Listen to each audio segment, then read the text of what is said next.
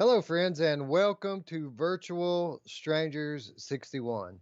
I'm your host, Wes. With me, as always, my good friend Roots. Roots, how you been doing, brother? Good, good. Just enjoying my one day off, and been doing a lot of VR lately, so that's good, right?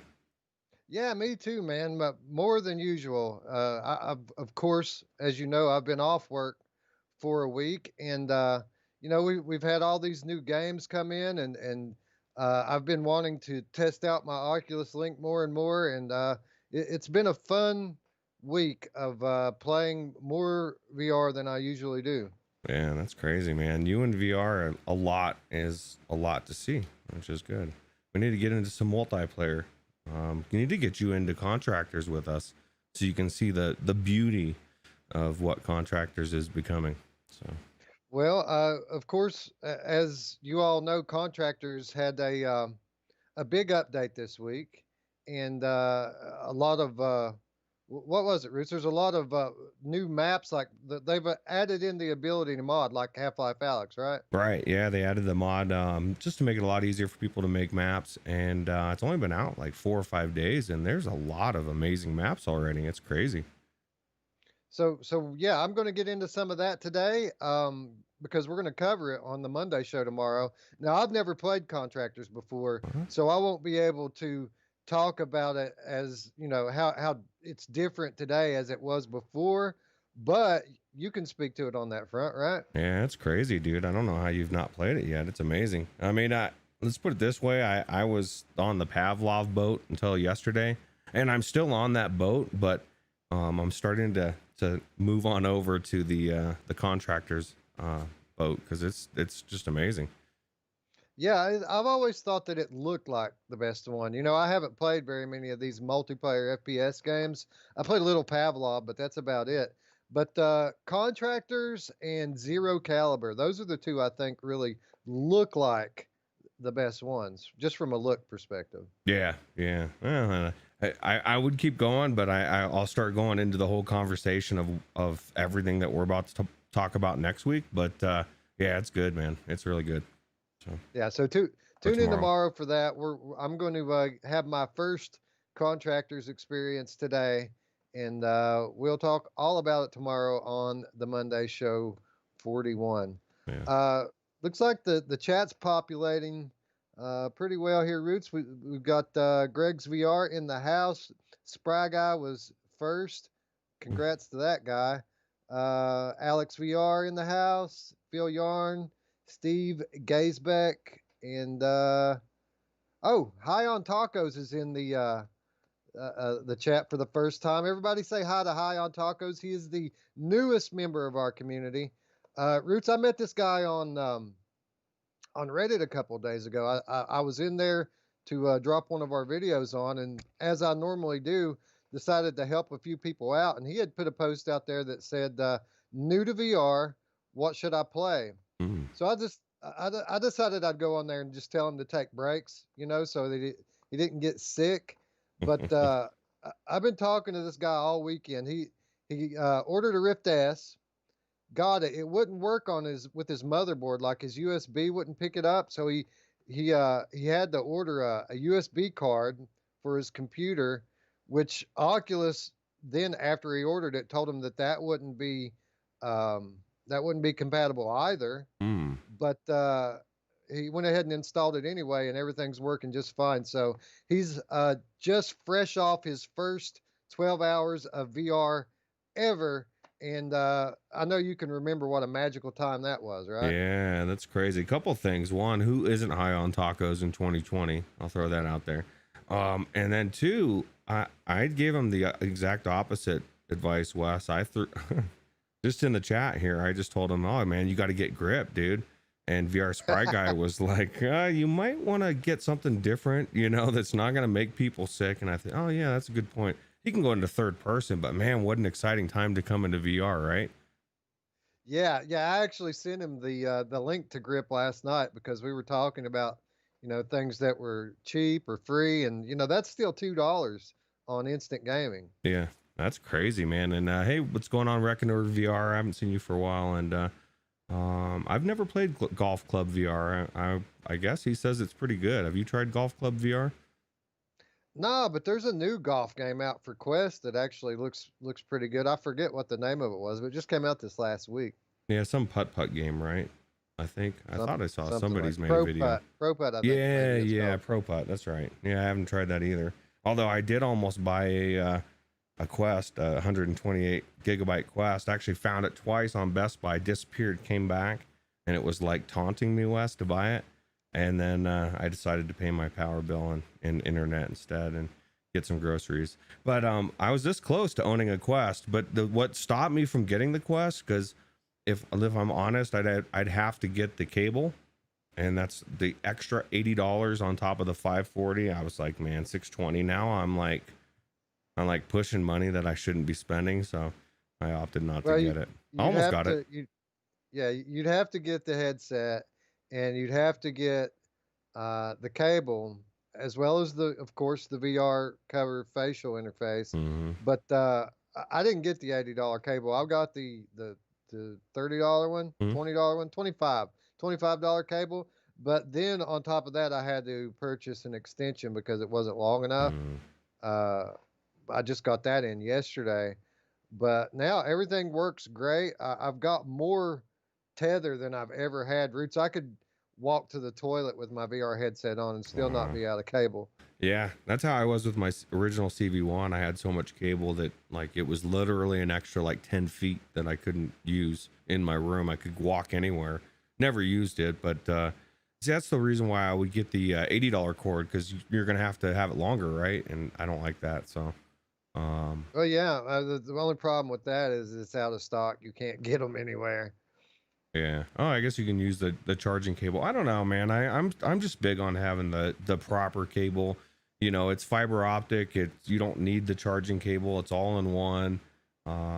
That would be, if I was gonna get it, I wouldn't. If I'm gonna spend, would you say $35? I might as well spend 80, not deal with the extension and stuff. Although, I mean, I'm sure you're overpaying 30 or 40 bucks, but well, here's the cool thing about mine. It was late. Like the post office sent it to the wrong state, so it was a few days late, and I got it for free. So wow.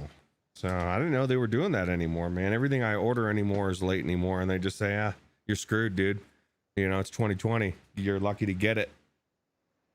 Well, the way it works is they'll give you a date originally when it's supposed to be there, right? And when it's late, they'll give you a revised date, normally 2 or 3 days after that. If it doesn't come by the revised date, you can go on to Amazon and there's a get refund button, and all you have to do is click that, and it's automatic. You don't even have to talk to anybody. Wow, I need to do that. I had to fix my audio. I turned that fan off. Yeah, no, I just ordered something, and it's supposed to have been here twice now, and it's not came, and they keep extending the date. I didn't know about this get refund button. That's something I think I'm going to find out about today. Well, sure, yeah. Just hit me up after the show. I'll be glad to guide you to it. It's pretty easy to find. People in the chat here keep saying that you can use the charging cable as a link cable, and I know that that's what the news of the day is, and that's what the update was supposed to bring. Mine would not work. And I was able to get a USB 2 cable to actually connect. It was a different cable, but I had all kinds of connection problems when I was trying to use an older cable. It wasn't until I had a proper USB 3 cable that the experience was actually something worth having. Yeah, I don't need any more friction in VR, Wes. There's already enough keeping me from, even just like now, like when I get done with the show and I move my light and I have to move the sensor back and, you know, and reset it. Well, actually I haven't really been resetting it up. I've just been kind of guessing. It's close enough, but yeah, just no more friction. So yeah, I completely get that. I've had a couple of issues with it, but nothing any different than I would have had with my Rift. Just the occasional unplug and replug, or restart the Oculus service, and then you're good to go. Let me ask you this: how close are you to selling your Rift S? I know last week you were saying you were debating. Is it not? Oh, you got it boxed up, getting ready to sell it, huh? It's in the box, dude. I've already taken my pictures and put them up on the internet. Rift S for sale. Nice. Well, see, now you can get that money. You can invest it in whatever else you're going to invest it in shortly. Hell, it could be even Uh, be a 3080 for all you know.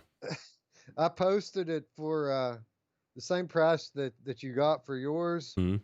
and I've had 2 or 3 people inquire about it, and then I've had 2 or 3 people give me shit for price gouging. Oh, wow. Well, you just say, look, this is what they're going for, make me an offer and give That's what I yourself a little said. bit of, This one dude got all pissed off about it, and I was just like, "Look, dude, how can I price gouge something if it's a luxury item? It's not like I'm selling medical insurance or gasoline. It's a VR headset, and this is what they're going for right now." yeah, tell them to go look up on eBay or Craigslist or any of that Facebook market. Well, I guess that's where he's at. So I don't know.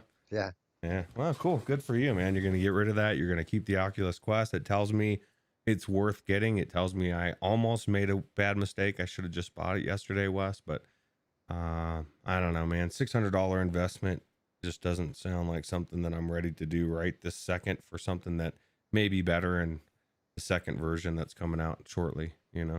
So, yeah, but I'll I'm starting to get in the mood to get a new headset, but I want all the cards to be on the table first. I want to know what Oculus has to offer because I know they're getting ready to put a new one out, and I want to know what this new Samsung's going to be like, and I want to know when PSVR 2 is coming. So it'll probably be a little while before I actually pull the trigger on another headset. yeah. Yeah, I agree. And I agree with Reckoner VR. Steering wheel is a pain in the ass. I only had it for 2 weeks or whatever, but that was a kind of. I've decided that if I get a wheel again, Wes, I'm getting a frame at some point beforehand because I want it to be really secure and I want to actually have it feel like it's a real car and having it on my desk wasn't good enough for me. So, Yeah, I hear that. Have you seen those new compact motion simulators? I think it's called Y'all VR, and it works like the kind of like the Feel 3 motion sim, only it's a lot smaller and more affordable. yeah. No, I saw a little bit. I saw Cass and Sherry did a video. I didn't watch it, but I saw the picture, the thumbnail of them on it. So I'm assuming that she looked like she was one of whoever it looked like they were having fun. So it must be amazing. Yeah, So it looks pretty cool. I mean, obviously it's not as cool as the bigger ones, but it looks like it would be enough. If you had a good steering wheel attached to it and everything was working properly, it looked like it could really immerse you in these racing games. cool. Yeah. So I guess that's a long intro, right? Yeah, yeah. Looks like Factory Life's in the house, Radio Run, Over G's, uh, and Reckoner VR. What's up, buddy? Yeah, I guess we need to get talking on some VR news here. This is the part of the show where I normally talk about all of the awesome stuff that happened in the last week in VR, but it's kind of been a holding pattern, right? Like everything, like the world's on pause right now. Yeah, that's crazy, right? Yeah, it is kind of nuts. But we did manage to cobble together enough news here to come up with a pretty good show. First of all, I want to start off with something I discovered late last night when I was writing this show. Something I found rather surprising. You know, I always end the show with, the free stuff and killer deals segment. And I check all the stores, see what's on sale, what's free. And I always check Viveport when I'm doing that. And when I was checking Viveport this week, I saw something very interesting. Paper Beast was released as a PSVR exclusive less than 3 months ago. But as you can see here on this screenshot I took, it very much appears that exclusivity period, if there ever was one, is quickly coming to an end. Yeah, that's crazy, man. And Um, I've said it before, I wasn't really that intrigued with this game to begin with on the PlayStation VR. And, I was in the process of getting rid of my PSVR at that time. And so I really wrote it off. But then I heard about Anthony talking about how awesome it was and visually amazing. And then it made me think, wow, if this ever comes to PCVR, I'm all over this thing. And now it seems like Viveport's doing it again, Wes. And they seem to get all the, well, I don't want to say all, but they seem to be getting some good exclusives, or at least what we thought were exclusives to PlayStation, which is really cool. Well, really, that's the question, right? Because when you click on the link there on Viveport for Paper Beast, it doesn't say which headsets are going to be supported. But there is a list of supported controllers, Hmm. and the only one that they have listed right now is the Vive Cosmos controllers. So that leads me to wonder, is this going to be a Vive exclusive? Is it going to be something that's only on Viveport, only covered, only supported for the Vive Cosmos? That would be weird. I mean, you're really limiting your sales on PCVR game sales if you limit to the Cosmos only. There's so many other headsets. You'd think that they would limit it to, I mean, aside from the fact that it is Vive, that's their store. If you want people to buy it, you might want people that have headsets that are actually in existence to play it, right? Yeah, yeah. I don't think that it's an exclusive. I think that it's I just think that it's a placeholder page, and they haven't put all the info in for it yet. But yeah, I'm kind of excited too to check this out. The big selling point for this on PlayStation VR was just how beautiful it is, and that's it's supposedly visually stunning on the PlayStation 4. So you can only imagine what it's going to look like once you get a proper graphics card behind it and super sample it. I got to imagine that it's going to be quite striking. I want some paper beasts, some paper beast pets. And I want to fist bump them, but I probably won't be able to do that in this game.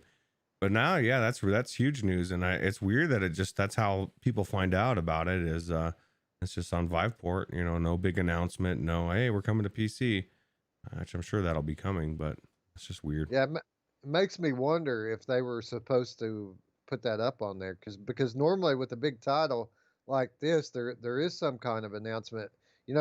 For 6 months, Sony trumpeted this as their big exclusive that's coming, right? Mm. And now all of a sudden it's coming to PC, and it's like you could hear a pin drop. Yeah, there's not many exclusives left anymore. It doesn't seem like it. I mean, I guess there are, but we just haven't seen any drop for a while.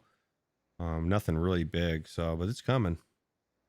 High on Taco says, were there any game delays due to COVID, like the Last of Us 2? Oh man, so many. The same day that The Last of Us 2 was delayed, Iron Man VR for PlayStation VR was delayed as well. But much like The Last of Us 2, we have since got a release date for it. It was like the 3rd of July, right, Roots? Yeah. Yeah. The thing about, what I've said anyway, I don't know if Wes 100% agrees with it, although you have in the past agreed that some of the cases are, but it just seems very convenient. Whenever there has been a delay, it's always been COVID. Ever since the thing existed, it's like, oh man, I stubbed my toe, COVID. So there's a lot of delays, and but what the good news is they're starting to get past those delays, right? Well, yeah, and believe me, I understand it. Because we always put these streams up for 11:30 a.m. Eastern time, but it's normally 11:32, 11:33, and that COVID, it keeps us from going on exactly when we're supposed to. But we fight through it and do what we got to do, right? Yeah, definitely. It's all. It's a good excuse for a lot of things, man. So. Yeah, well, yeah, so certainly understandable. All the COVID delays. Maybe I'll use that on my boss next time I'm late for work. It's the COVID. Probably won't work. Maybe. Reckoner VR says The Last of Us 2 is going to be the first flat game I'm going to put any serious time into for quite a few years. Reckoner, if you were as invested in The Last of Us 1 as I was, I want to caution you on throwing $60 on that game, because I have seen the spoilers, and I'm not going to spoil the game for you here, but it's not good. I'll just say that. It's not good, and you're not going to be happy. A couple hours into the game, it's going to upset you quite a lot, I would imagine. Yeah, a lot of people. Yeah. I went from definitely or almost definitely going to buy the game.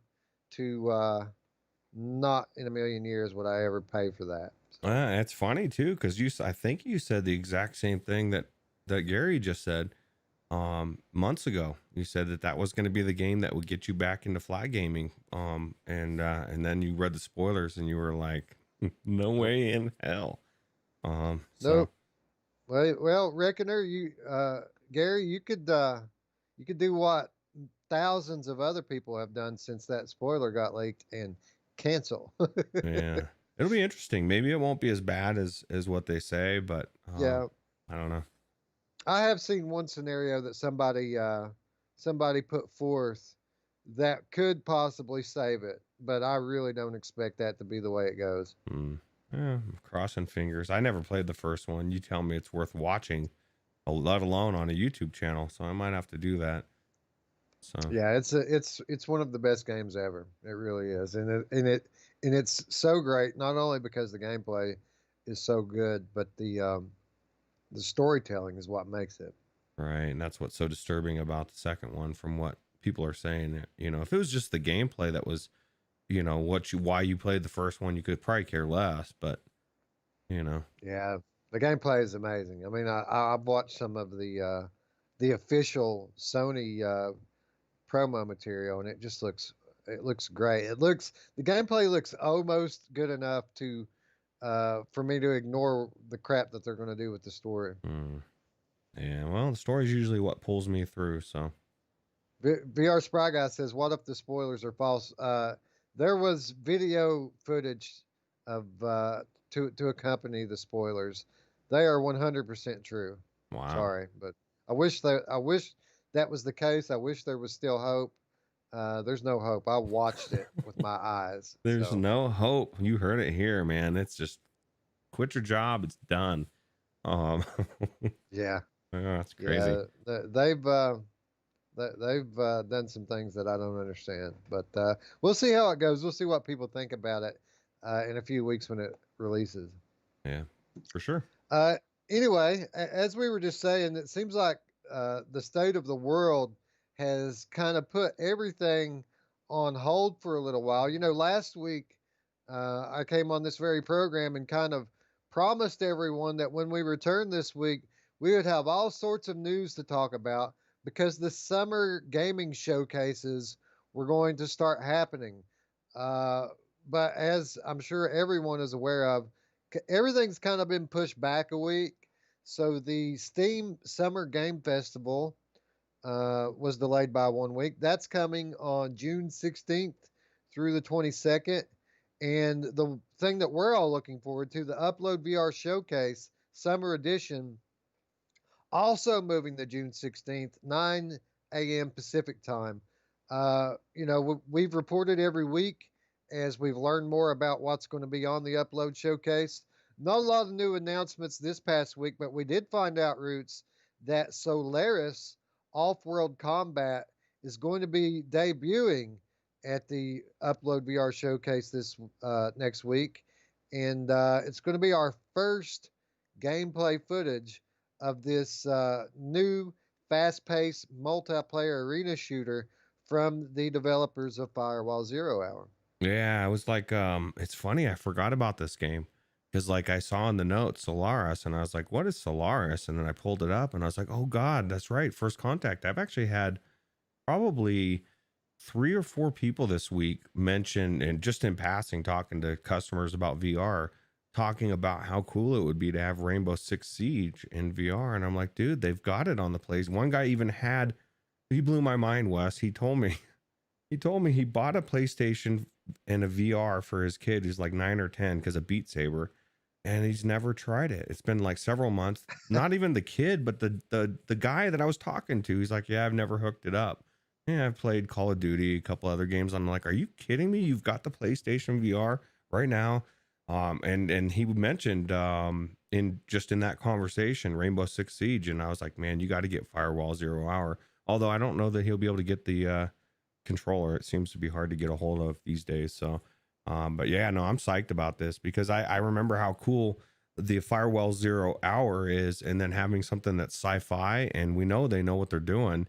and we're going to get to see it on Oculus versus, you know, it being stuck on PlayStation, which is amazing. So Well, that's the thing here, right? Normally, I wouldn't be all that excited for an arena shooter, no matter what the theme was, sci-fi or anything, uh, because that's really not my bag. These multiplayer games aren't my thing. They generally tend to fail in VR because of low player counts and empty lobbies. But Firewall has been the exception. I mean, it's easily one of the best games on PlayStation VR, and it shows because to this day, the lobbies are full, man. People are still playing that game. They're still updating it monthly, and it legitimately is one of the best games in VR.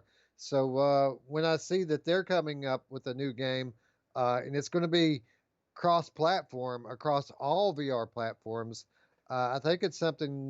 It's cause to be excited. does it make you hold out any hope for Firewall Zero Hour coming to PC? Or, I mean, I guess in some respect, this is their shot at bringing it to PC, and why would they bring the older version? But if it's so successful, and it is one of the things, it is, I mean, pretty much is Rainbow Six Siege in VR without it being, it's like a complete clone, everything about it. And so I think it would do well if it came to PC. It probably would, but man, that game would be weird without an aim controller. I mean, it would be weird without an aim controller. Yeah, but people say that. I think just like any other shooter, we are still able to play Pavlov or any of those other games, or even just for some of the other games like was it Doom VFR, and being able to play it different ways. And even though you have something jutting out of your controller, you can still play it that way. And um, you know, I think you could do it, but I don't know. Yeah, I mean, they could probably pull it off, but I wouldn't. I wouldn't think so. It's such a staple on the PlayStation platform, and it's been out for years at this point. I got to imagine that's where it's going to stay. But Yeah, who knows? Could yeah, be a who knows? time thing. Yeah, who knows what the hell is going on anymore? Things just drop out of nowhere like Paper Beast. Yeah, Topsy turvy world, Roots. yeah. So yeah, we've got that to look forward to in addition to all of the other laundry list of things that are coming on the Upload VR showcase. Uh, you know me, Roots. The thing I'm looking forward to the most is that announcement from Fast Travel Games. That they keep teasing us and giving us hints via Twitter, trying to get people to guess what it is. Hmm. But it's tough. I've racked my brain over it. I still can't figure out what exactly they've got up their sleeve. Well, if they want us to guess, then I would imagine it's something they've been involved with before or have thought about doing. It's not something outside the box, right? Well, they've dropped a couple of thumbnails, but they're intentionally put a lot of static and things Mm. in it, so it's hard to make out what it is. But I did make out some police tape. I made out a guy in a trench coat, looked like he was holding a camera. Hmm. So I'm not quite sure who this character is, but I do believe that when we find out, it's going to be a character that we're familiar with. Ah, cool. I'd love to see a really good detective game in VR. You know, kind of like LA Noir type. Yeah, that's what it looks like. Now, again, it's very staticky and distorted, but that's what it looks like to me. Cool. Should know pretty soon, right? Yeah, yeah. In June 16th, Hmm. we're gonna find out. So not Maybe. that long at all, 9 days. Maybe we'll find out. Maybe that'll be Right. postponed a week. Yeah. Yeah, and as upset as I was about the upload showcase being postponed, that wasn't the worst delay of the week. Of course, the thing that really affected me the most was the Sony PlayStation 5 reveal event that was previously set for June 4th. That has been delayed as well, and no date on that one yet, Roots. We still don't know when we're going to get that one. And they just keep dragging that out. I want to know. I want to know all the information. I want to know what games, exclusives. I want to know it all, Wes. Well, I mean, the speculation is pretty heavy now that Resident Evil 8 is going to be revealed during this event.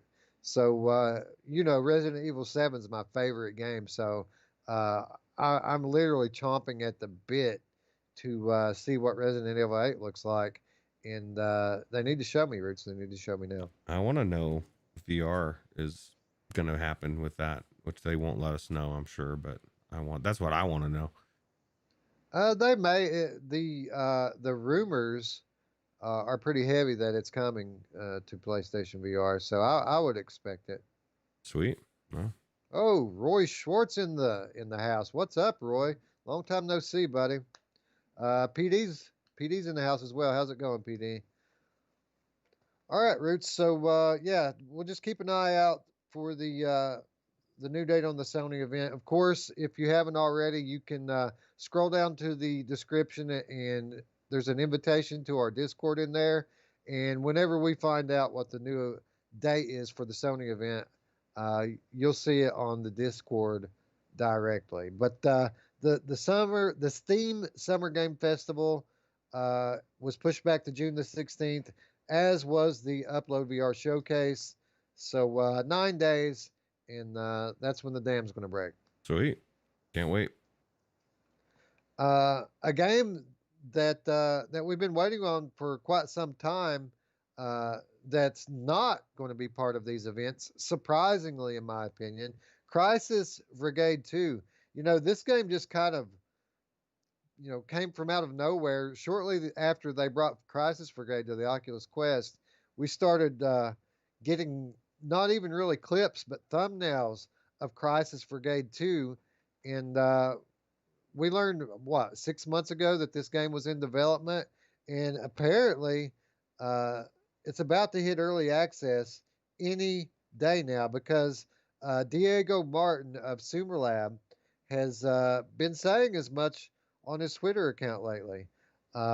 We know now that the early access version on Steam is going to consist of 3 fully playable levels. Diego Martin is claiming that the title will feature more action, more shootouts, more weapons, more difficulty, more blood, more everything when compared to the first game. Roots, most of that sounds good, but he just said more difficulty.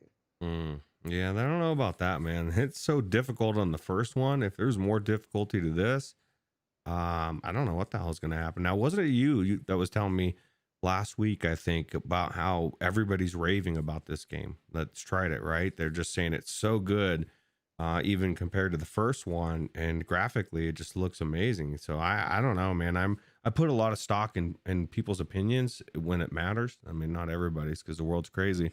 But when this type of thing, if everybody's raving about it before it's even came out, that's tried it, that's a good sign. So yeah, a few outlets out there have gotten their hands on it already.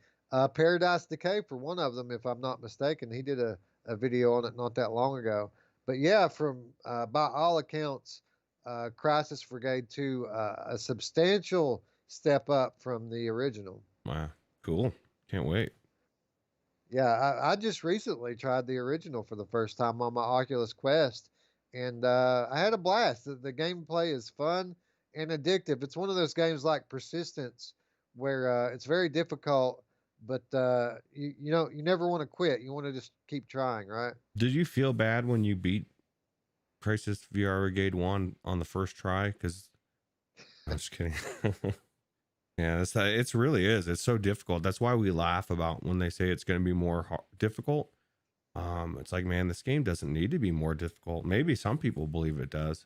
But I don't know. I think it'll still be fun, and it looks amazing. So Yeah, PD says it's good. It felt like Half-Life quality. wow, Half-Life quality. Well, maybe there'll be some kind of a mod in between the two, but no. I really did enjoy the first one. It blew me away. It was one of those games that we played, and I think we may have even deemed it a hidden gem, which we need to do a hidden gem episode. We haven't done that for a while, but it's because it was out and nobody really knew about it back then, and it was like, what the hell, man? This game is really cool. So, and they've just made it better, as time's gone by. So. Yeah, you're right. It's been a while since we've done a hidden gems, and I think it's because we won't let the gems be hidden anymore. Yeah. As soon as we find out something's awesome, we like trumpet it to the world. Yeah, grip it up. Right, exactly. Grip's awesome. Um, the Superlab also indicates that they will be prioritizing the single player content first, Hmm. but during the early access period, they will be improving the game based on player feedback as well as adding multiplayer co op. So, one of the coolest things about the original Crisis Brigade was the ability to go in with your friends and, it's tough by yourself, but having some friends in there makes it a little bit easier. And even though it won't be the case when it launches in the early access, we are getting that multiplayer feature with the sequel as well. Oh, nice. Well, I guess it makes sense then, making it harder. If their plan is to add the multiplayer, you're gonna want it to be a little bit harder as well, or maybe there'll be different difficulty levels. But yeah, no, the more you talk about it, the more I want to play it, and I need to go back into the first one. I'd like to beat it. Maybe we can do that multiplayer as well and see if we can play through it. That'd be cool. Hey, I'm down. That sounds like a good idea, something that we could do for our Patreon. Yeah. We do occasional exclusive content for our Patreon supporters, and I've been trying to think of a good game that we could do another gameplay for them, because when you look at all the stuff we've given them, you can see what they click on and what they don't. That Path of the Warrior gameplay was that they all watched it, so, or at least all but maybe one of them It makes it watched it. sound like there's a lot of people on there. No, not at all. uh, Anyway, Crisis Brigade 2, um, that they've said that is going to stay into early access for up to 6 months. So it is a very early version of the game, but 3 fully playable levels, even in a single player capacity. If it's as good as the footage looks here, I mean that's enough, right? That's enough to go into early access. yeah, did they say how many levels they plan on doing in the long run, or no? Maybe double it. That's what I would guess. Another 2 or 3, I would imagine. Okay, cool. But look at the footage, man. It looks amazing. You know what it reminds me of? It looks a lot like Blood and Truth. Yeah, it kind of does actually. Although no moving around, it's just like the old Crisis VR Brigade where you're just kind of stand. Were you able to move around on that game? You could move around, right? Pillar to pillar and stuff, or no? Well, it's like I mean, it's not as much movement as Blood and Truth, but it's the same structure, right? It's node-based movement. Okay. You get set in a scene, you take out some bad guys, you move to the next node, and so on and so forth. So very similar structure, and I was really just talking about the look of it. It Hmm. looks a lot like Blood and Truth from the footage I'm looking Yeah, at here. yeah, it looks really good. That's way better. Not that the first one wasn't good, but this is steps above graphically. So Roy Schwartz says, "Just don't talk about Star Wars." Oops, yeah, I yeah, said it right. yeah. You said it. Coming. So tune in 10 minutes to Virtual Strangers 61.5. Yeah, really, they're gonna cut it off. That's right. Yeah. Right. All right. So yeah, this is Crisis Brigade 2. I would say by the end of next week, this will be on Steam. They were planning to launch it this week, but I think they hit some kind of a delay Hmm. for some reason. So I would imagine probably sometime next week, Crisis Brigade 2 is going to be available on for Steam VR. So be on the lookout. Cool. All right, and that's going to bring us to Project Cars 3. Project Cars 3 is the upcoming sequel to the racing simulator franchise, and it's set to include VR support when it launches this summer on PC. This game, which was recently unveiled by Slightly Mad Studios, is set to include a bevy of new features in addition to 12K resolution and what it refers to as best in class VR support. The studio says it will include over 200 cars and over 140 global tracks with customizable liveries, car upgrades with realistic performance parts. The tracks are said to include a 24-hour night and day cycle with all weather represented in addition to enhanced AI racers. Roots, this whole racing sim thing is one of the very few corners of VR that I've yet to explore. Uh, but you know, I don't know why, because every time I see one of these games when it gets released, it looks just unbelievable. Yeah, it looks amazing. Looks phenomenal, really. And every time I see a game like this, because you're not much of a multiplayer person, and when it comes to racing, I mean, I guess you kind of have to for most games, but I want to like a legit cruise in USA or something where I can play a one player campaign where I'm racing against myself or the levels or whatever. There's just so much you can do in VR. I don't know why everything has to be against other players. I haven't seen a legit game like that or Need for Speed or something like that. I think it would do really well. And you're right, this game looks amazing. Yeah, while this is a simulator, it's not an arcade style game like those ones that you just mentioned. Uh, they are, again, touting their enhanced AI. So I got to imagine, I mean, if they have this improved AI, single player must be something that they're focusing on quite heavily. Yeah.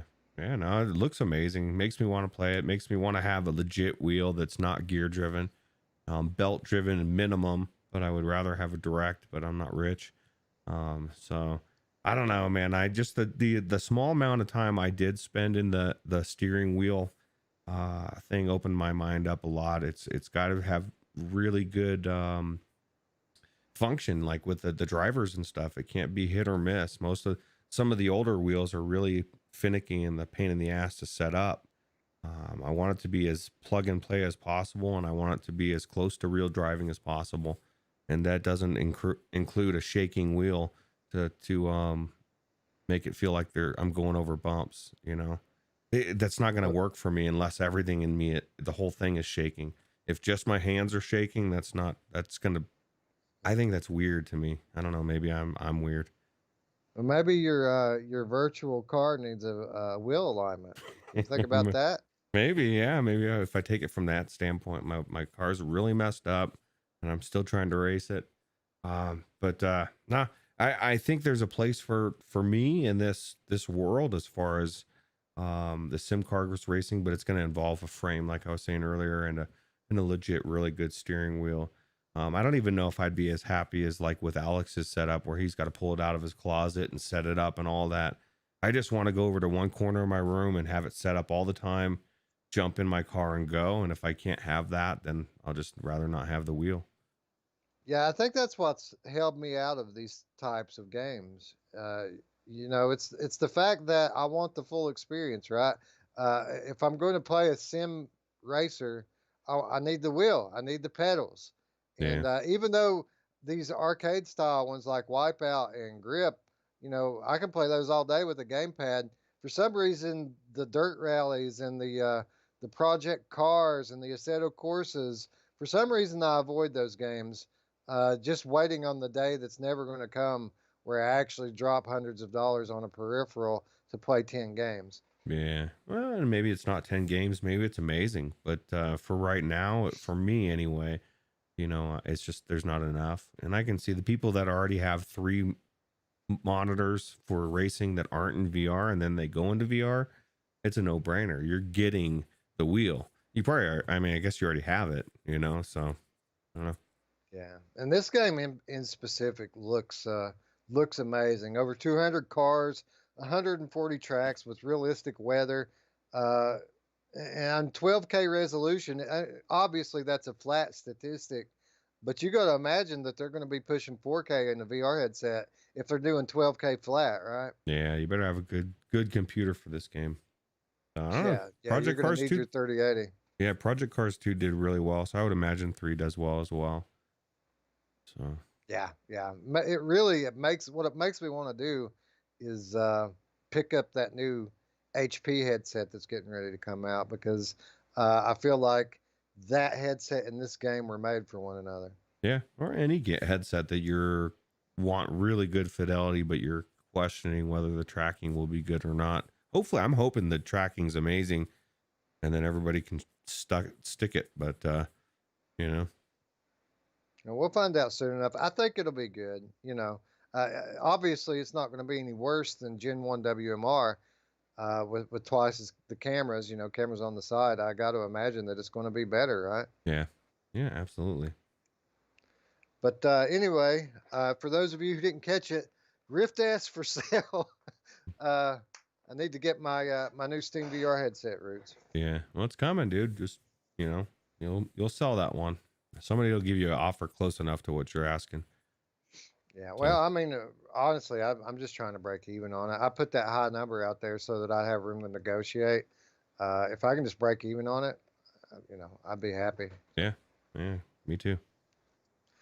Anyway, Project Cars 3 coming to PCVR this summer. No mention of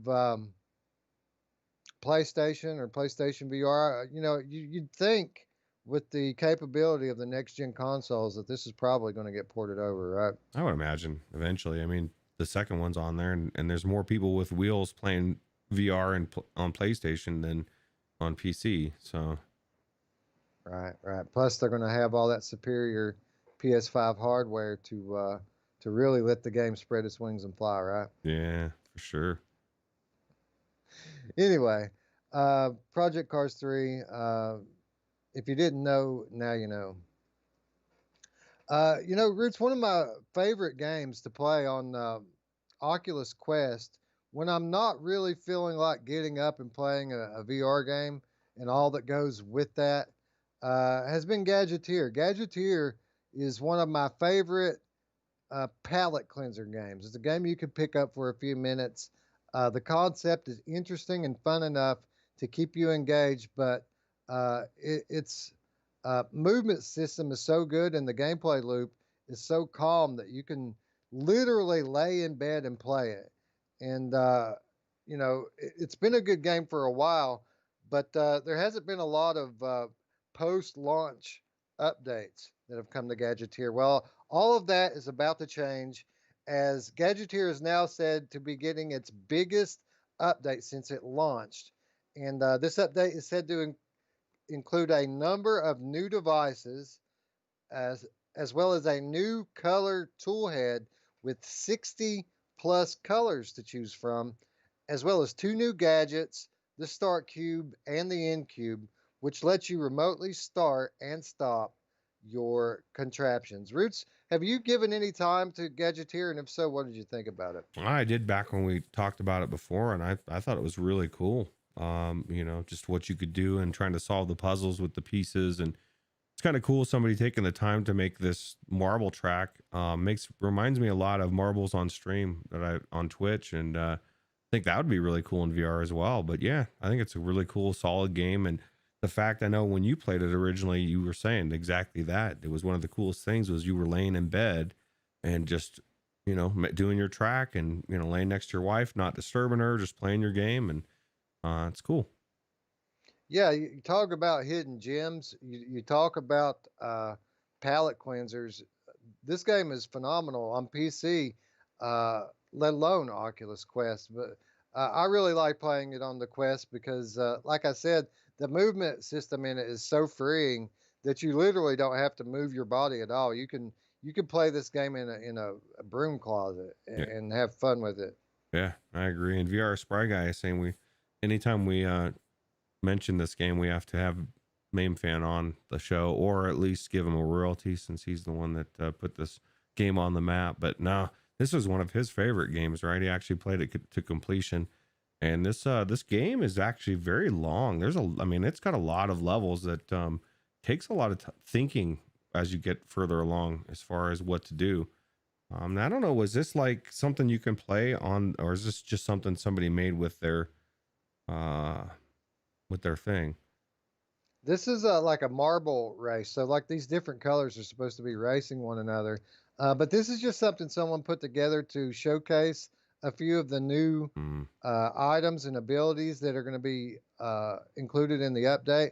For those of you who don't know, Gadgeteer is a Rube Goldberg machine simulator. It's kind of a puzzle game where you're standing in a room. They give you a start point, they give you an end point, and a box of different tools, and you're supposed to build a Rube Goldberg machine that allows you to go from point A to point B. And as you go along, the tracks become more elaborate and more difficult. But it's a ton of fun just to play this trial and error with it. Um, but you know, there's a sandbox mode in the game that allows you to build your own tracks and your own devices. And apparently, another update, which is slated for August, is going to let users upload and share their own puzzles with an online sharing feature. So this is something similar that what we've heard was coming to the Angry Birds VR. We still haven't got it on Angry Birds VR, but I think this is another good game, another game that could really benefit from such a feature. Oh yeah, just being able to play unlimited levels that other people are taking the time to create. That purple ball just got screwed by that catapult. That was pretty cool. I don't know. I think it'd be cool. I think it'd be cool just to have a whole bunch of these levels, man, and you could like have people come in and you can race against each other. And I think it's really cool. I'm glad to see that they're doing well and still plugging away at their game, and it's definitely worth picking up. What's the cost on it? It's like 15 or 20 bucks, right? Yeah, something like that. It's not very expensive at all. Okay. I'm thinking $20. It's been a while since I checked, but I think it's $20. Yeah, that sounds about right. But yeah, I was kind of surprised to see this kind of support, to be honest with you, because I fully expected this game to go PlayStation VR by now. They kind of hinted at it before, but as we know, anybody who pays attention knows that PlayStation VR is a bit of a different beast to develop for. So maybe they tried to go that route and they quickly found that out. Or maybe it's still to come. Maybe that's something else that we're going to learn on the Upload Showcase next week. Yeah, absolutely. So cool. Jim Hall said that he wanted this, but the lack of crossplay kept him from buying it. Yeah, well, that's certainly understandable. You always like to see crossplay support when it comes to any of these titles. Yeah, agreed. Spry Guy says it's $14.99. Oh, that's good. That's not bad. 15 bucks. This game's definitely worth. I guarantee you'll get your gameplay worth. It's gonna take you several hours. I think it took Mamefan like 6 to 8 hours, maybe. I don't know, but and it's just not. It's a game that really is gonna make you think near the end of it for sure. Yeah, I think it took him days and days to play through this thing, man, because it has like 50 some odd levels, or if I'm not mistaken. Yeah, so 15 bucks, definitely worth the price of admission. I recommend it for sure. Same here. 100% recommend, especially at $15. That's a great price for it. Yeah. All right, Roots. So Gadgeteer, a great game. One of my favorite games on Oculus Quest. And this past week, we just learned of another game getting ready to come to Oculus Quest. And this game really looks cool to me, Roots, because it's one of my favorite concepts that I've ever tried in VR. This game's called Coaster Combat. This is a game coming from Force Field Entertainment, and it was originally an Oculus Go slash Samsung Gear VR game, and it is just what you would think it would be. It's a roller coaster simulator that puts guns in your hands, but unlike the previous version, the Oculus Quest version is going to have full 6 degrees of freedom hand tracking. I mean, Roots, you've played Rush of Blood. You know how fun this kind of a game can be. And judging from all of the original reviews of it, I think this is going to be a really good game. I think it pisses me off because I want it on the Rift, man. We limited this crap to the Quest. I think it's amazing. Like, I loved Rush of Blood. It doesn't need to be horror. A lot of people don't like horror and would love this type of a game.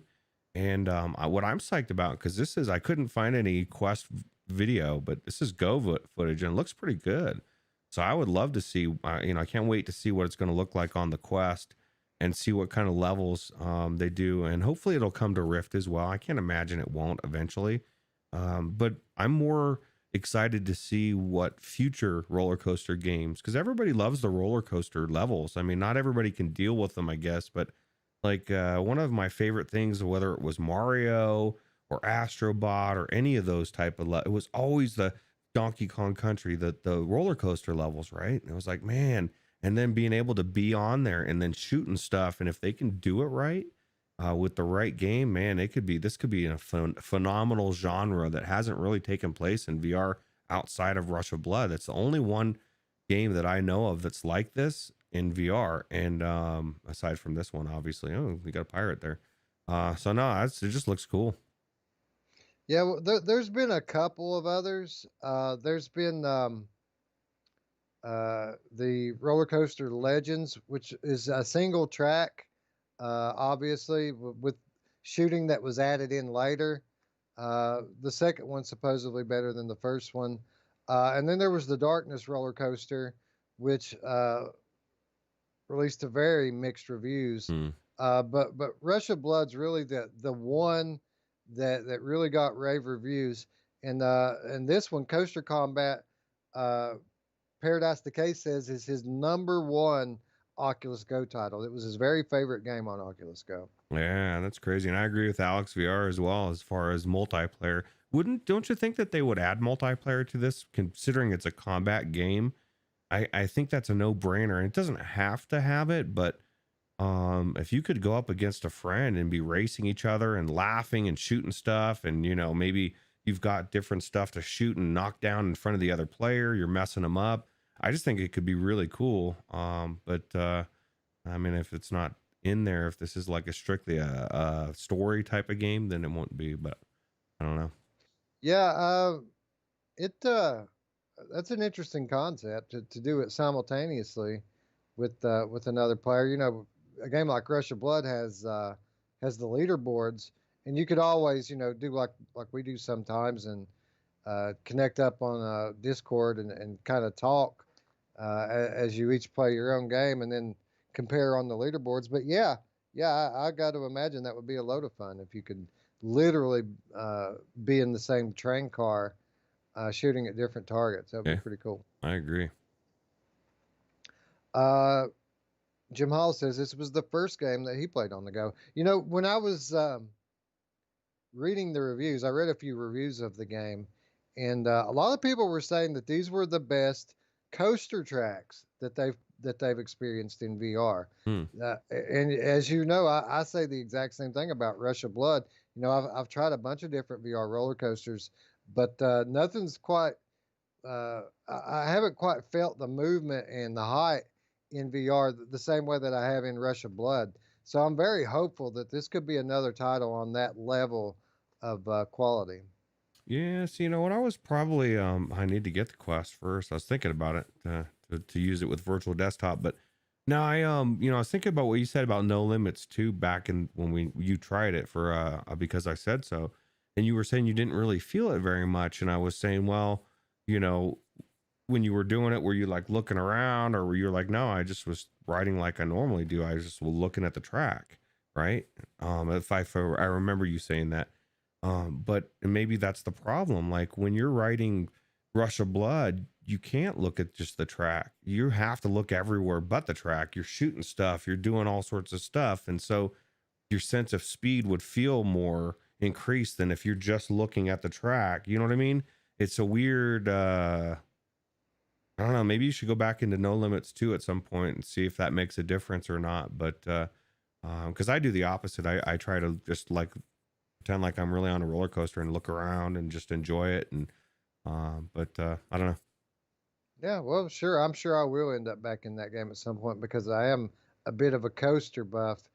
Yeah, No Limits 2 was okay. I felt like the graphics were a bit dated in it, but the tracks were great. They were long, sprawling, realistic tracks, and that's more than a lot of Sims can say. Greg's VR says, "I want real world coasters in VR without the fantasy elements." Well, that you would want the No Limits 2 coaster simulator, Greg. Yeah, absolutely. I like it. I really enjoyed it. I mean, it's not for the faint of heart either. But no, it's good. So I'm looking forward to this one if they ever bring it to the Rift S, or if I get a Quest. Yeah, I actually saw a Quest in stock at Walmart last time I went. Did you really? Well, maybe just what you said is true. People that were on the fence or were trying to get it now are like, well, I'm going to wait for the second one. Why would I get the first one now? you know? Yeah. Well, there was only one of them, and it was the 128 Hmm. gigabyte version of it. But there was one there. Yeah. I should have got it, Wes. Screw rent, screw power. Yeah. Well, there's always tomorrow, right? Yeah, true, true. Anyway, coaster combat seems like an outstanding concept. I'm legitimately excited for this, Roots, because as you know, as I've already mentioned, Rush of Blood, one of my favorite games, and this looks like it has the potential to be on par with Rush of Blood. Yeah, I agree. Uh, we mentioned at the top of the show that the Steam Summer Game Showcase is coming up in just 9 days' time. And for those of you who don't know what that is, uh, it's a showcase of a lot of the upcoming games. Uh, of course, most of that's going to be flat games, but one game that's going to be featured in the showcase we just found out this past week is not a flat game. It's a VR game, and one that we've been looking forward to for a few weeks now. A game called Rinlo. This is a game from developer Gora Shop, which is an upcoming steampunk themed platformer, and it's coming into Steam Early Access on the 23rd of June. They released a trailer about a month ago for Rinlo, and it looked cool, but there was no gameplay in the trailer whatsoever. Well, just this past week, they released a brand new trailer that actually was completely comprised of gameplay and looks pretty cool, right? Yeah, it looks really cool actually. Um yeah, it looks like a game that it's a puzzle game, right? It's a puzzle game and a platformer. Got action at the same time as well as the story. So what else are you looking for, right? Right, right. And it really has a very unique look to it. It's another one of those games. Um, you could try to compare it to something like Moss or Ghost Giant or even Astrobot, but it seems like it takes elements from all of those and kind of has its own thing here, right? Yeah, no, and it's got crafting to it. Like you craft different items that you use, like distraction bombs and different stuff. I thought that was pretty unique. And then just the puzzles, like each puzzle is different. Like that one with the thing getting around there, I'd be surprised at how hard it is to. Kind of feels like the operation, right, where you're like trying not to hit the sides and stuff, and so you're trying not to hit that metal thing and end up, shocking it or whatever. But no, it seemed like the puzzles are pretty cool. So I don't know. I'm excited. Yeah, yeah, me too. I think this looks like a quality title. Of course, it is just coming into early access, and the full version not expected to release until October or November this year. So I'm sure it's going to be a little rough around the edges, but it looks like what they've got here is pretty good. For those of you that are interested in this game the same way that we've been, you're going to be able to learn a lot more about this game, like I mentioned during the Steam Summer Game Festival. Not only are they doing some behind the scenes stuff, letting people peek in on the development process, but they're also going to be making a free demo available for download during the festival. Those of you who want to try the game out are going to be able to do so absolutely free of charge. Cool. So is that like the first couple levels, probably, or first chapters? Yeah, they said that you would get a wide variety of different. You get a pretty good look at what they have available there. I would imagine that it would just be a level or two because the early access version of the game that's releasing on the 23rd is only 4 levels. Okay. So and they're going to pretty much double that over the next few months. But so I would imagine that the free demo is going to be a level or two, and then if you decide to buy into the early access, you'll get 4 full levels that are going to be playable at the end of the month. Cool. Sounds cool. Yeah, it really does. It sounds like awesome. And Mepper, that's a very good point. This game is also listed as coming on Viveport, and it does show up in the Infinity Hmm. search query. So yeah, those of you who are subscribed to Viveport Infinity, you won't have to pay for this at all. you're going to be able to play it with your subscription. Is there any reason not to have Viveport anymore? Yeah, I don't know, man. It goes on sale enough. Like the full price of it, I think, is over $100 now. But it goes on sale so often, there really is no excuse not to have it. Yeah, just buy it when you can. When it's cheap, when it's on sale. Yeah, visually, this is an interesting looking game. I'm trying to put my finger. It reminds me of something, Roots, and I just can't put my finger on what this game is putting me in the mind of. I don't know, me neither. But I think visually it looks amazing, and the environments and just the way she looks, up close, just everything, man. It's looks like it's going to be legit as long as they add more levels to it and keep doing what they're doing. I can't see this not being a good game. Yeah, Agatha. Agatha with the purple hair. Oh, that's right. Oh yeah, remember Agatha's isn't that a British name? I don't know. Did we already say that, right? Yeah. I think we already made those jokes, I think. Yeah. Anyway, I just wanted to mention that Rinlo coming to the Steam Summer Game Festival in just 9 days' time. I don't think it's actually on the first day. They sent me the date for when they're going to do their behind the scenes thing. I'm thinking it's like on the 18th or 19th, but their demo is going to be downloadable during the whole week. So be sure not to miss it. And more to come on this. We're definitely going to be giving this game a try, and we'll let you know. If it's good, we'll let you know, and if it stinks, we'll never mention it again. Yeah, we'll just pretend it never happened. So. Rinlo, what's Rinlo? Yeah, what are you talking about? Anyway, we're quickly moving down the line here, Roots. We're blowing through the week's news.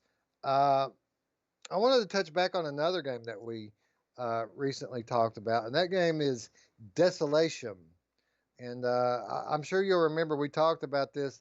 This is one of those games from the one of those PlayStation developer showcases. It won Best in Show, and we talked about it a little bit a couple weeks ago when we mentioned that it would eventually be coming into a Kickstarter campaign. Well, this past week, developer Superlumen has announced the launch of their Kickstarter campaign. And for those of you who didn't catch it, Desolation is the new Lovecraftian adventure game which features hyper realistic graphics. This is a psychological thriller that is said to feature first person point and click gameplay with a taste of survival horror. In this game, you'll have to solve a series of murders that occurred around the end of 2019 in an abandoned town in Spain. The game has you solving puzzles and gathering clues as you face cults and primeval gods on a journey thousands of years into the past to find the source of the evil. Roots, the more I find out about this game, the more interested I become. I become in it. It's not your standard VR game, but looks cool as hell anyway. That sounds really cool, and I'm kind of interested to see what they do with the Kickstarter stuff that they get. What are they gonna add to it? So it looks cool.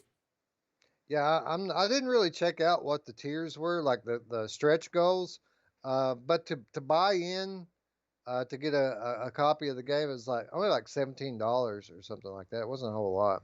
That's not too bad.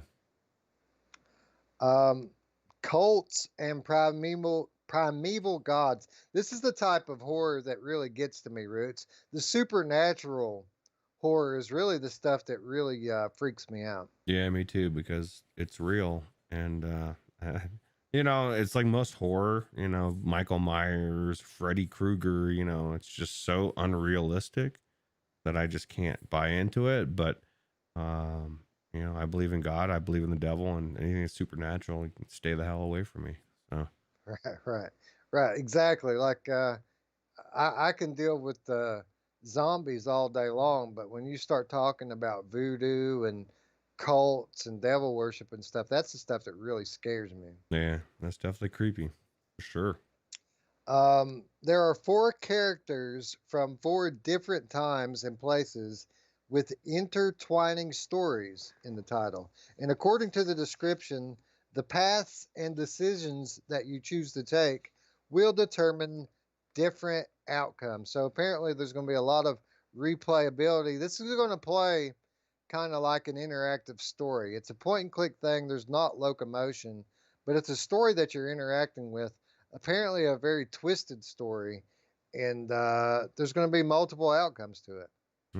Wow, sounds really good. Yeah, and even though it is a just a point and click deal, kind of like the old Myst games were back in the day, um, I still feel like it's going to be really immersive because of the visual style that they've employed here. The levels are generated by recording real locations with 360-degree cameras, and then they've subtly integrated 3D elements over top of that to help transport transport you into the insane universe of the game. So it's going to be photo real, but they're also uh, subtly putting in some video game elements into that photorealism to make it more game-like. Yeah, this is what really makes me intrigued with VR is all the photorealism and what they can do to make you feel more immersed, whether you're walking around locomotion style or not. Just being in that environment, especially like Alex VR was saying, VR, if it's done right in horror in VR is done so well, if it's done well, it can be amazing, right? It can totally jar the hell out of you and just make you feel like you're really there. So it sounds really Yeah, good. yeah, yeah. I've said it many times. Ever since our first few months in VR, we've all kind of been chasing the dragon, trying to find games and experiences that make us feel something. Over time, you kind of get numb to the VR and it doesn't have as much of an effect on you. And that's why horror in VR is my very favorite genre because when done right, and it's rare even still that a horror game is even done right in VR. But when it is such an intense experience. It affects you on a physical level, on an emotional level, on a psychological level, and I just love it, Roots. I think it's great. Yeah, I agree. Alex VR says I was so proud of myself when beating the first level of Mist as a kid. I was the same way, buddy. I had a notebook. I would take notes. I didn't know how to take screenshots and stuff back then. But yeah, I was exactly the same way because some of those puzzles were so intricate, and you really had to think outside the box and find meaning in things that normally wouldn't have any meaning. So yeah, I was the same way when I did anything in Mist. I was so proud of myself. Yeah. Anyway, at the time that I wrote these notes, Superlumen has raised over 150% of their $11,000 Kickstarter goal, and they've still got 19 days left to go, Roots. So, uh, off to a hell of a start. They've already fully funded it and are likely to fund it two times over. Nice. Well, it makes me wonder what the stretch goals are and if they're going to be able to, or what they're going to be able to hit. Right. I don't know, man, but I'm actually really excited about this title, and I actually started to back it, but then I saw what the release date was on this thing, and I was just like, I don't know if I want to do that or not. It's not expected to be released for another year. It's June 2021 for this game. Wow, dude. I think about where this world will be, man. How many pandemics will we have had since then, man? Be like on number Yeah, 4 probably by then. yeah. It looks so cool though, and it is only $17, so it's not like you're betting the house on it or anything. Wow. One night, Mepper said it took him to play Mist. I spent one night playing through the whole of Myst on one shot on a friend's computer. Yeah, right, buddy. We're not buying it. Yeah, no, that's actually pretty impressive. There's a lot of game there. So if you play through that thing in one night, I got to imagine that you were just instantly hooked on it. And if that's the case, then you need to play Abduction, my friend, Yeah, because you're going to love that. yeah, for real. We need to finish it. Yeah, when I was trying to get a hold of you the other night on Discord after you went to bed. That was actually what I was going to suggest, is that we go back into abduction and make a little more progress. Yeah, it definitely needs to happen for sure. Loving that game, man. It hooked me like no other game has hooked me for quite a while, except for the persistence. I keep going back into the persistence now that it's came out on PCVR. Yeah, I need to go back into that, and I want to start playing Chronos. I want to beat that game, Wes, in one night, like Mepper. Yeah, I went back into Chronos one more time after I switched over to Oculus Link, just to try it out, and it looked beautiful and played well. There's so much to it though, man, and I've had that gap in time since I played it. I couldn't really remember all some of the intricate details about how you play that game. There really is a lot to that game. Yeah, it's very detailed. Very RPG like. Yeah, it's definitely a very complete game for sure. All right, well, I guess that's going to bring us to our weekly reminders, and as we always do, we would like to remind you guys to help out these developers by going along with us right now and wishlisting these games. You know, we talked about some really cool ones this week. You shouldn't have any trouble running down our rundown here and finding some really cool stuff to wishlist. So we're going to do it right now together in real time. Come on, you're already at your computer. Let's wishlist some of these titles, shall we? Yeah, I can't wishlist Paper Beast because it's not really out yet. That theoretically, right? I mean, I guess you could on Viveport. You could go in there and do it. What I'm going to try to do here, Roots, is I'm going to see if I can go onto the online and onto the Oculus Quest store and see if Coaster Combat's on there yet. That's a good one. Because that I'm really looking forward to. We're going to bring it up here and... Think they'll make a Rush of Blood too? Man, they're crazy if they don't. You know, when they put out The Inpatient, people were really upset and disappointed in it. And I don't really think it was so much because the game's all that bad. I really enjoyed The Inpatient. I think that the reason why people really didn't like it as much is because it wasn't Rush of Blood. And Rush of Blood was so good that everybody wants a sequel to it. So I really hope so. At the very least, I hope that they do another. I mean, I guess the story wouldn't need to tie in, but do another horror-themed roller coaster shooter, right? Yeah, that'd be really cool.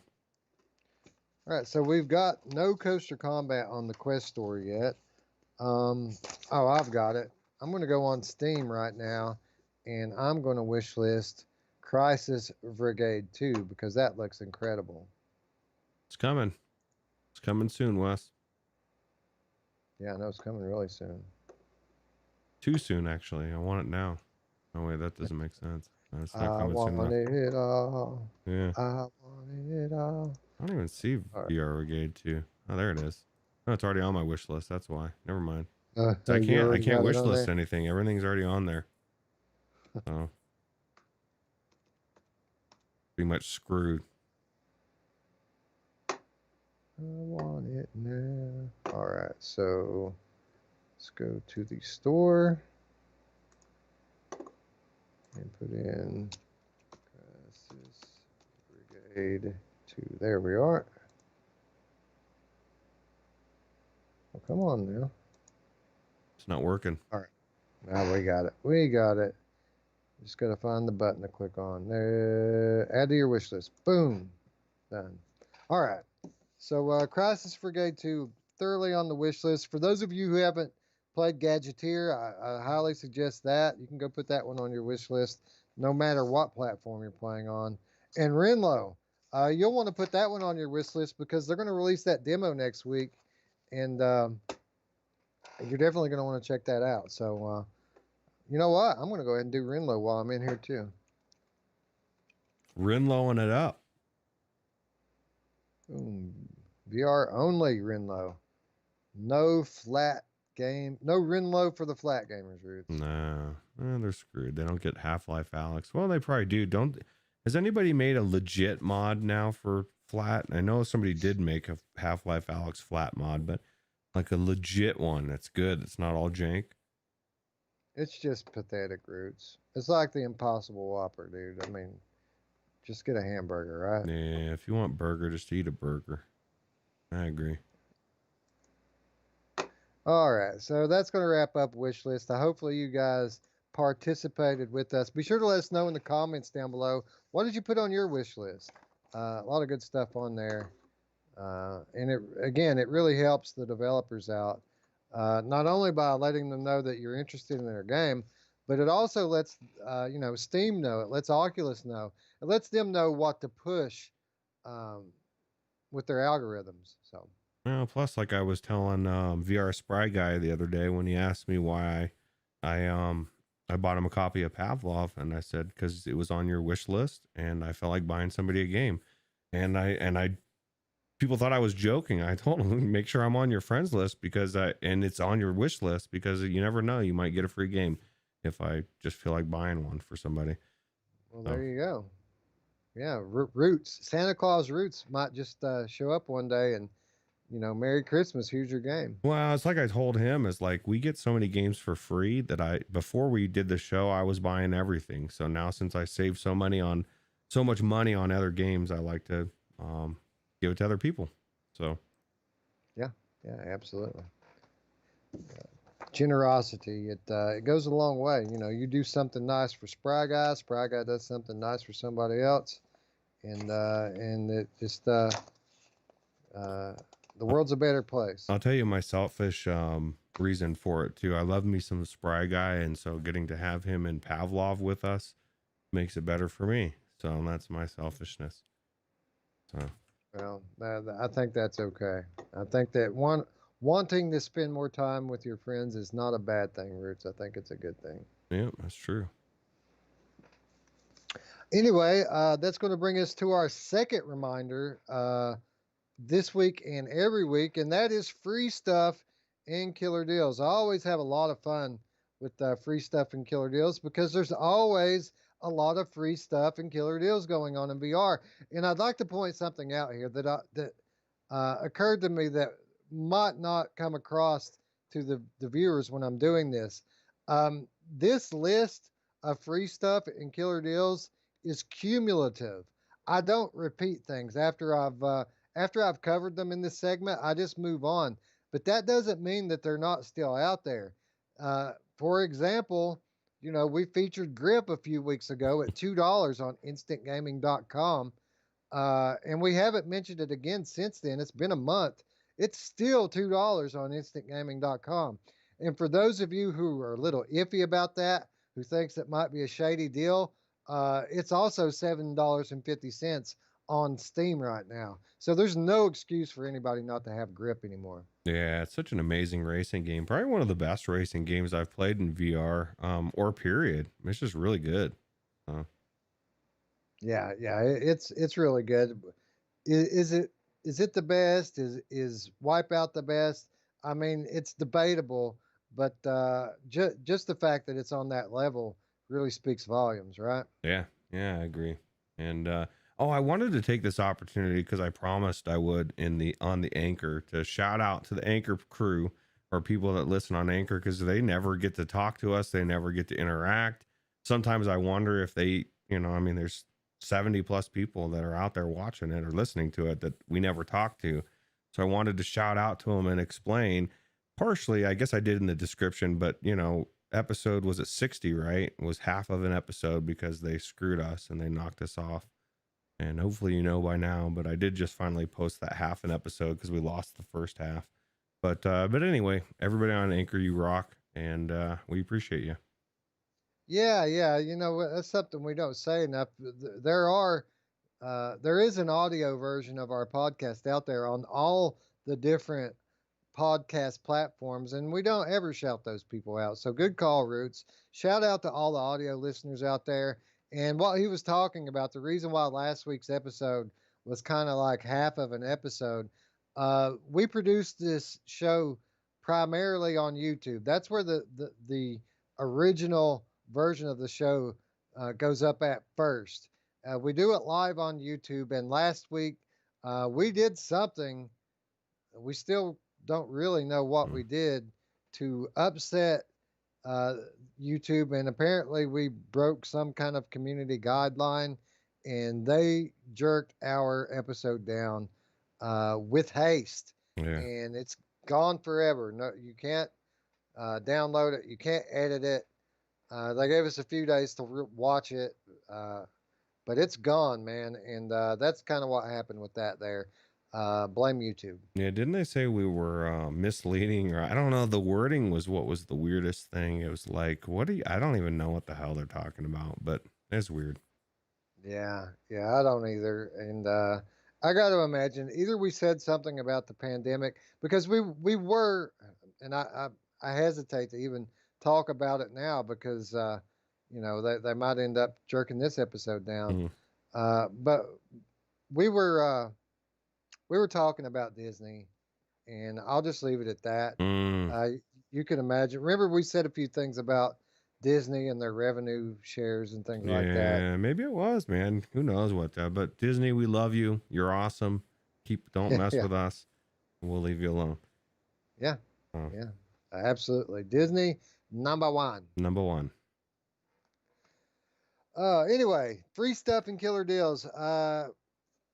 We'll go ahead and kick it off as we always do by reminding you that the PlayStation Plus titles for June are Call of Duty World War II and Star Wars Battlefront 2. So we had a pretty weak showing in May from PlayStation Plus, but they bounced back strong in June with a couple of big name AAA titles there. So kudos to Sony. Yeah, that's pretty good. Uh, but that isn't the news. That isn't the deal on Sony this week, Roots, because even though they postponed their PlayStation 5 reveal event, the days of play are going on. Those have went off without a hitch, and they're going on quite as planned. And there is a ton of good deals on PlayStation VR games, and I could have went through and listed them all. I didn't do that, but I've got three here that you've got to get. If you have a PlayStation VR and you don't own Farpoint, you don't own Astrobot Rescue Mission, and you don't own Resident Evil 7, those are three of the best VR games ever, regardless of platform. And you can own each one of those for $10 right now. I mean, come on, man. That is a steal and a half. That's a good deal. Okay, now let me ask you this: Farpoint without the controller, is it worth it? Or do you need to have the aim controller? I tried it. My advice is no, but so that game in particular is a little bit more expensive, the $10, but then you get to own the aim controller if you can find it. So, well, that's the thing. You want to get the aim controller from GameStop. They have pre-owned ones for like 40, 45 bucks there. So yeah, and they have good. I mean, as long as you get the like I did with my Move controllers, you get the insurance. It's not a bad deal. Yeah, insurance is like $1 or $2, and you can literally smash it with a hammer right in front of them, and they'll replace it. I'd love to do that. I had the guy tell me that when I got my insurance, and I really wanted to do that because like you should put the challenge out there. I think I might take a hammer in there, like put it in my pocket with me next time I go, and then if they do just so happen to say that, just pull the hammer right out of my pocket and go, bam! Man, give me another one. Be careful because it might be a glass countertop, and a hammer combined with a face mask probably might get you arrested. If they think something weird's going on, I don't know. If they start doing that and it draws a lot of attention over to me, I'll just start going, "It's ma'am, it's ma'am, not sir, it's ma'am." Just start screaming. Yeah, if you just get loud these days, if you get loud, people back off. So. Yeah. They don't want anything to do with it, right? Yeah, that works. Anyway, Farpoint, Astrobot, Resident Evil 7. I would say all three of those are must own. And if you don't have the aim controller, I think you need to get it. Yeah. No, I have. I actually was just reading what High on Tacos was talking about. Sphere. It said it's like a 360 VR treadmill where you're in a giant hamster ball. That does sound like Roots all over it, man. I'm gonna have to check that out. High on Tacos. That definitely sounds very, very crazy. Yeah, I actually saw that, and yeah, that thing it didn't look real to me. Um, but who knows? I've seen crazier shit. So Yeah, yeah, that'd be nice. It'd be nice to try anyway. Who doesn't want to oh, be in a hamster wheel? So while we're on the topic and we're talking about free stuff and killer deals, the Cat VR VR treadmill, they're putting out a more compact version, and they're getting ready to launch another Kickstarter, hmm. and I think it's going to be like $500 or $600 to get one of those VR treadmills. And I know that sounds like a lot of money, but for a VR treadmill, that's actually pretty cheap. And what are your thoughts on VR treadmills anymore? Because like I'll see posts on Reddit or wherever, and it's usually people new to VR, and they're like, "Oh, have you seen this?" And it's like the old treadmills that we saw 2 years ago. And like I had my excitement in that, and then it just faded. At some point, I realized this technology I don't think is ever going to truly be used in the way that we all hope it would. At least now it seems very gimmicky, and it has since I first saw it. So I don't know. I'm mixed. I'm mixed on whether or not I want to be walking, because we say that, but people don't even want to stand anymore. A lot of people just want to sit down in their chair. So how often do you think that treadmill is just going to sit there anyway? Because people are lazy. So I don't know. Well, my whole thought with the VR treadmill is I like the concept, right? The problem is that most of them, when you see people using them, it isn't natural walking movement. It's this weird hybrid thing where you're kind of skating instead of walking. And I mean, how's that going to increase your immersion? It's not, right? Mm-mm. No, it'd be the same. The same person that thinks it would be fine, but then the omnidirectional shoes or whatever those are called, they think, oh, that's weird. Like Anthony said, sitting on a stool and it would be weird. Oh, to me, it's as weird as walking in place in a weird fashion. Doesn't feel right. Yeah. So But anyway, I've seen two or three VR treadmills that have a natural walking motion, and I think those would be cool if one they were affordable, and two there was good support with the games, mm, which I'm not so sure that there would be. So High Taco says $5,000 or best offer. Yeah, I might have 50 for it. yeah, yeah, $50, man. 5,000 is a little bit steep for me. If I had that much money to blow on something in VR, it'd probably be a direct driving wheel. Because they're supposedly that good. So Yeah, Greg's VR says I'm lazy as fuck. I discovered you can play contractors while seated, but you appear as regular height in the game. Yeah, man, I got to be honest. I play seated 75% of the time at least. yeah, it depends on me. For me, the game. If it's a game that I'm gonna benefit from standing, I will. If there's no reason not to, I don't really care. You know. So Yeah, yeah. Most of the time I stick turn anyway, and uh, my feet hurt. So why the hell do I want to stand up? yeah, Virtusphere, man. I need to get it now. I never even knew it existed. Now I need to be in a hamster wheel ball. Could So could you imagine if the base broke and the ball just started taking off with you? that'd be cool. Yeah, for about 5 seconds, that would be really cool, and then everything would go crazy, smashing into stuff. All right. Anyway, days of play, tons of good sales, but again, those three titles. I mean, who doesn't have Astrobot and Resident Evil 7, man? $10. Yeah, Come yeah. on. You know who else is $10? My mom! There you go, Spraga. The weekly My Mom, and good on Roots for coming up with the My Mom this week. We were gonna make it out of the episode without doing it. Gotta do it at least once, right? You know who does it at least once every day, Roots? My mom!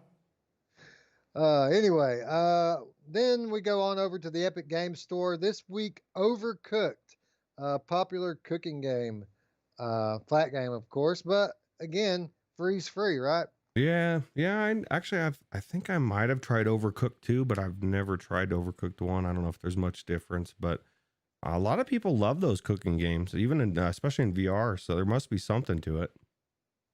Yeah, and here's another example with the Epic Games Store of what I was talking about a moment ago. How when I mention these deals on here, I don't ever come back to them, but it doesn't mean they're not still going on. Epic Game Store, their mega sale's still going on, Roots. They still have those $10 coupons. All those games are still on sale.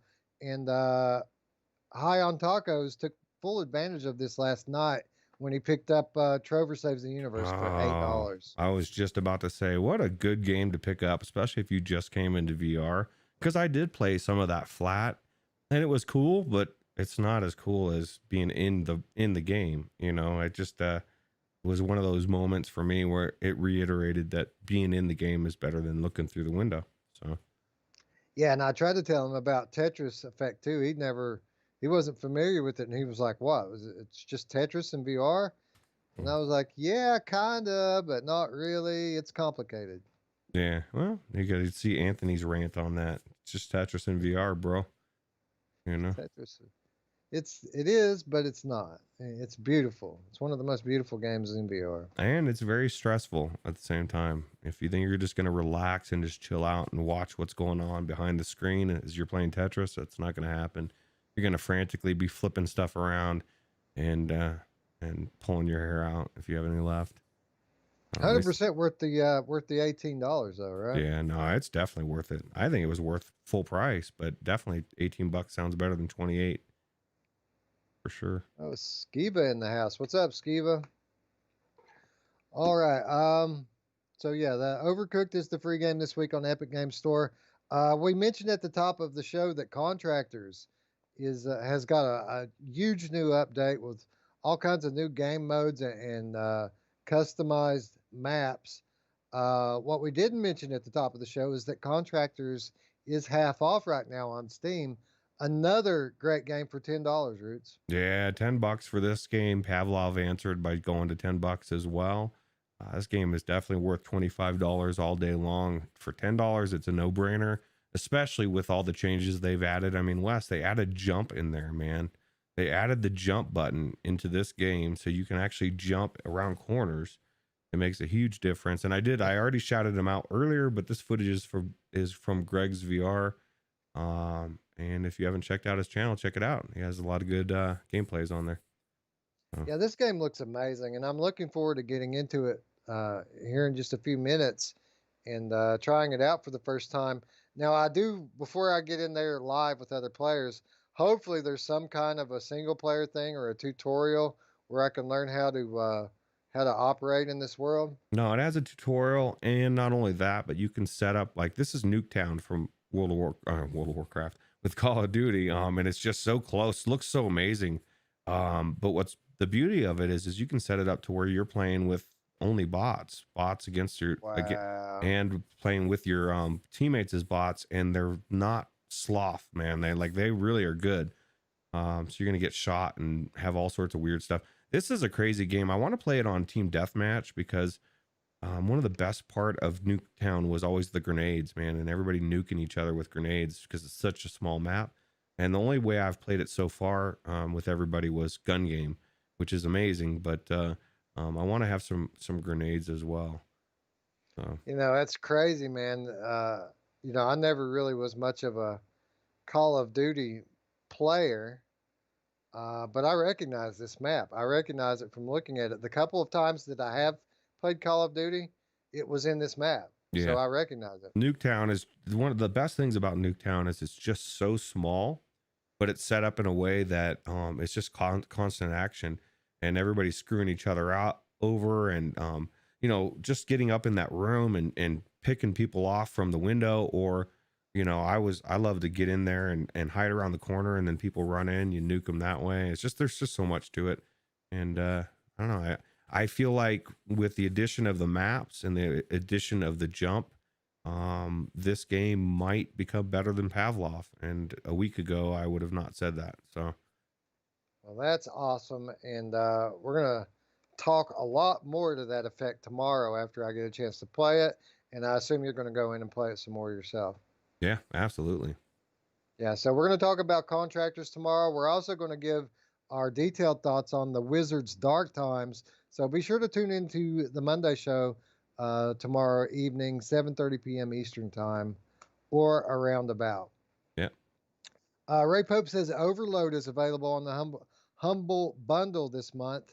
Overload is this flight-based shooter from the creators of Descent.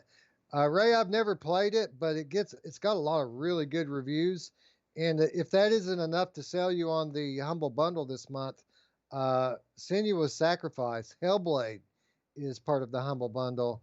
And that game by itself is worth the $20. That's one of the best games in VR, period. I could have sworn I had Overload at one point, or I've played it. It sounds so familiar, the name of it, but maybe not. I don't know. I'll have to check it out. Yeah, I haven't played it, but it looks really cool, and it's got a lot of great reviews. Thanks, Skiva. Skiva complimented me on the Slayer shirt. Yeah, Appreciate Wes has it, the dude. best shirts. Yeah, I've had them since high school. Anyway, tune in tomorrow. More on Contractors, more on the Wizards Dark Times. I'm really having fun with that one too, by the way, but we'll talk more about that tomorrow. Operation Warcade, Roots. We've trumpeted from the rooftops how fun and addictive Operation Warcade is. $5 on the Oculus store right now. That's worth that all day long. I actually just went back into this last week and was playing through some levels and finding out how hard it is to get some of these stars. Like, some of these things are no joke. Some of the missions they want you to do, and replayability. It's just, this game is amazing for $5. I think it's what, normally 10, but for $5 to me, it's a no brainer. And it's the closest thing to feeling like you're legit in an arcade playing an arcade game in VR, which is so cool. Yeah, man, it is. It's like being in the arcade game, and I've got dozens of hours in the PlayStation VR version of this game, and it looks even better on the PC. I've actually been debating with myself lately whether or not I want to go on another run on Warcade the way I did on PSVR, and take the top spot on the leaderboard. Because that's what I did with the aim controller, and I kind of feel like I want to do it again on PC. Yeah, I think it's a good thing to do, or a good thing to try, for sure. I mean, it'd be a good thing to stream, right? If you're going to stream something, like bring people along for the ride, because it's not something that I'm going to be able to do overnight. It's something I'm going to have to work at over time. So it'd be a good, weekly, bi-weekly episodic thing, right? Yeah, I say it's a good idea. And somebody was, I think it was VR Spry Guy. It said Warcade's on Infinity as well. So yeah, that's true. You can play Operation Warcade on Viport Infinity. Yep. And it's a great game. It really is. It's a very fun. It's way better than it looks from the flat footage. Yeah, absolutely. All right. Anyway, that's going to wrap free stuff and killer deals and bring us to our final reminder of this and every other week, and that is how you can support our community and support our channel. Of course, as you know out there, if you're new to the channel and you haven't done so yet, please consider subscribing and clicking that notification bell. That is the easiest and best way that you can help our channel to grow. And again, if you help our channel to grow, you're helping our community to grow, and our community is what it's all about, right? Yeah, absolutely. Best community on YouTube, in my opinion, and definitely on the Discord. So if you haven't joined the Discord, what the hell is wrong with you? Join the Discord, join the conversation, join the almost daily. We've got some kind of multiplayer going on from somebody in there. So Absolutely. And again, this is the best way to interact. It's my favorite thing about all of this stuff that we're doing here is the Discord, is the community. If you haven't already, there's an invitation in the description. Join the community, join the conversation. Yep. And of course, as always, for those of you who have been longtime subscribers, longtime members of the Discord community, if you would like to help support our channel and help it grow, you can do so by supporting us on Patreon. And for as little as $3 per month, you can gain access not only to our weekly show notes. Most of the time, you'll actually get the show notes before the actual show. but you'll also get exclusive content, including gameplays, as well as the occasional episode of The Money Show, which is a collection of outtakes and conversations between Roots and myself. Yep. Absolutely. Anyway, I think that's going to wrap up our show for the week. Roots, I like it. I think it was a pretty good one. Yeah, me too. And I appreciate it over G's. We appreciate you as well. 100%. Appreciate all you guys for showing up. Yep. So, okay, so I guess that's going to wrap us up. Again, friends, we'd like to thank you once again for watching. For Roots, I'm Wes. We'll see you tomorrow, friends.